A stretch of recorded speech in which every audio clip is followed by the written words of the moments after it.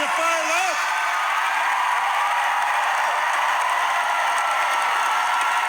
Are you ready to go?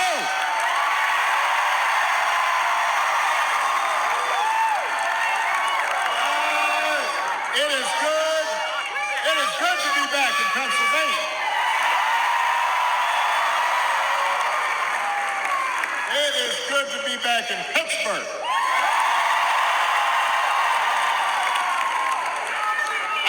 I love Pittsburgh. You know, I love the people of Pittsburgh.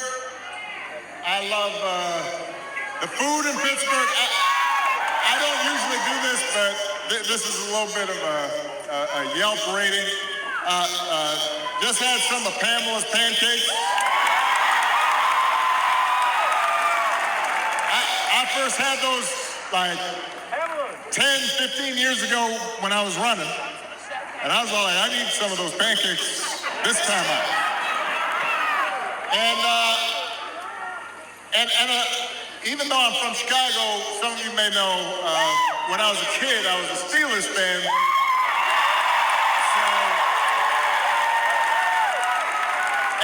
And watching the Steelers this season, it seems I'm not the only guy from Chicago who likes being in Pittsburgh. Because so far, Justin Fields is doing pretty good.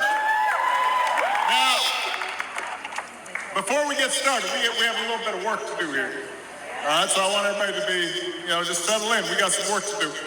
Before we get started, I did want to say that we are heartbroken about the loss of life in Florida, North Carolina, across the Southwest. We are thinking about people, families whose lives have been upended by the storms over the last couple of weeks. I could not be more grateful for the first responders and FEMA professionals who have put themselves in harm's way to try and help.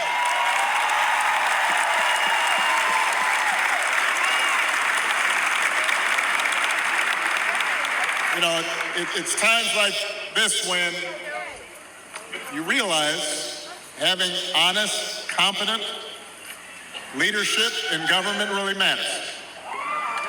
It makes a difference. And today I'm asking you to vote for some of those leaders, including some folks we need working with your outstanding governor, who you just heard from, Governor Josh Shapiro. We need them in Harrisburg. So we need you to vote for your next Auditor General, Malcolm Kenyatta. Your next Attorney General, Eugene DePascale. Your next State Treasurer, Eric McClellan. And my buddy, your outstanding United States Senator, Bob Casey.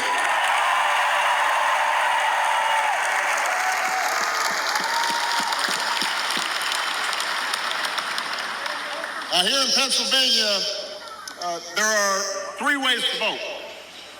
You can vote early, in person, at the county election office, or at a satellite office. You can also vote by mail.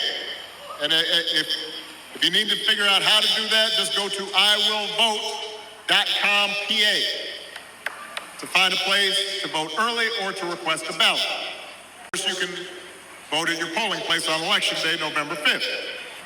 But if you're at this rally, let's face it, you're probably voting unless you are 12. So you also have to help your friends and family make a plan to vote. And even if you're 12, you can do that. Talk to your mom and dad and aunts and uncles. Because together we have a chance to choose a new generation of leadership in this country and start building a better and stronger and fairer and more hopeful America. Now, you've already heard tonight, this election is going to be tight. Because there are a lot of Americans who are still struggling out there. They're still striving to make life better for themselves, for their families, and for their kids. And let's face it, as a country, we've been through a lot these last few years. We had a historic pandemic wreaking havoc on communities and businesses. Disruptions from the pandemic then caused prices to spike, and that put a strain on family budgets. And in many ways, it's felt like the aspirations of working people have taken a back seat to the priorities of the rich and the powerful. So I get it, why people are looking to shake things up. I mean, I am the hopey changey guy. So I understand people feeling frustrated and feeling we can do better. What I cannot understand is why anybody would think that Donald Trump will shake things up in a way that is good for you, Pennsylvania. I don't understand that.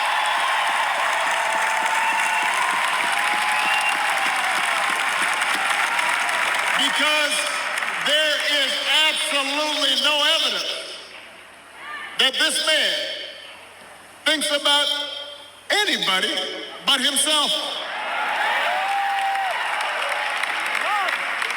I've said it before. Donald Trump is a 78-year-old billionaire who has not stopped whining about his problems since he rode down his golden escalator 9 years ago. You got the tweet in all caps, the ranting and the raving about crazy conspiracy theory. Got the 2-hour speeches, valid, just, you know, it's like Fidel Castro, just on and on. Constant attempts to sell you stuff. Who does that? Selling you gold sneakers and $100,000 watch and most recently a Trump Bible. And, you know, he wants you to buy the Word of God, Donald Trump edition. Got his name right there next to Matthew and Luke. I mean, you could not make this stuff up. If you saw it on Saturday Night Live, you'd say, well, no, that's going too far. No, he's doing that.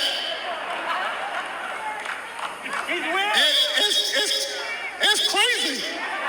And the reason he does it is because all he cares about is his ego and his money and his status. He's not thinking about you.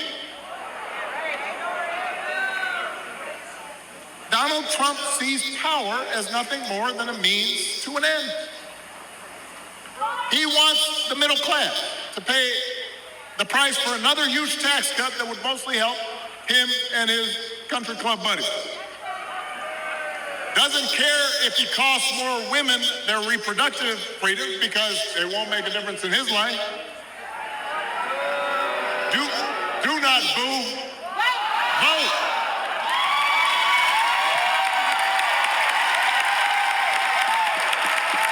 They can't hear your boos, but they can hear your votes.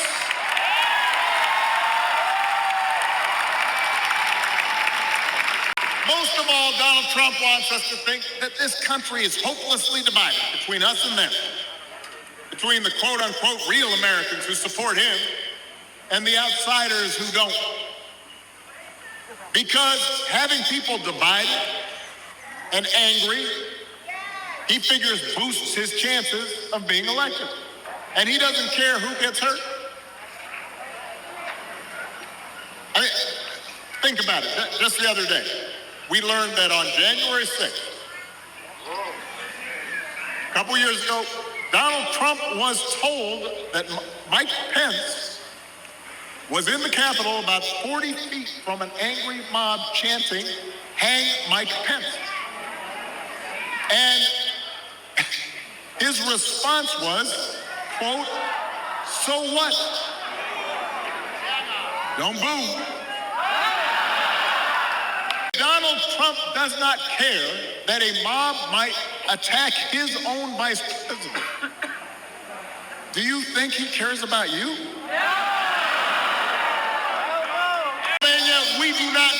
4 more years of that. We don't need 4 more years of arrogance and bumbling and bluster and division. America's ready to turn the page. We are ready for a better story, one that helps us work together instead of turning against each other. Pennsylvania, we're ready for President Kamala Harris.